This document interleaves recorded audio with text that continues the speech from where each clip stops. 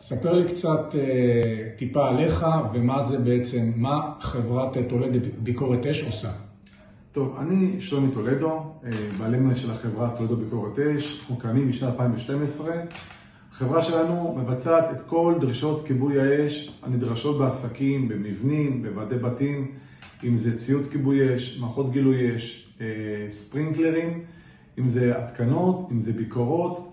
החברה שלי מאושרת במכון התקנים, יש לנו אישורים, את כל האישורים נדרשים לכל הפעולות שקשור לכיבוי אש.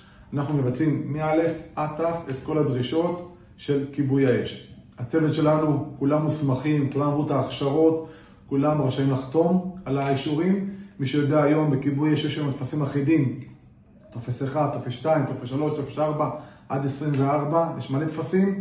אנחנו, כל מה שנדרש, אנחנו מבצעים, מלווים את הלקוח מא' עד ת', מההתקנה עד האישור הסופי של מכון התקנים, במידה ונדרש. החברה שלנו באמת מגיעה למקומות, בודקת לפי דרישות התקן.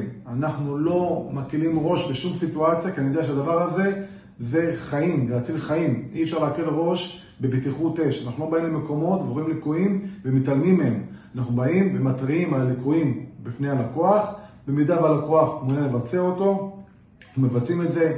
במידה והוא לא מעוניין לבצע את זה, הוא רושם, יש לו הערה בדוח על הליקויים שקיימים בעסק.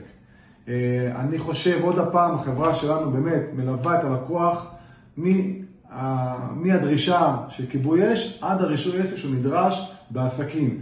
אותו דבר גם לוועדי בתים. ליווינו עכשיו בית באשדוד, קיבל דרישות כיבוי אש, ביצענו את זה מהדרישה של כיבוי אש עד האישור הסופי של כיבוי אש שהבניין עומד בתקנות.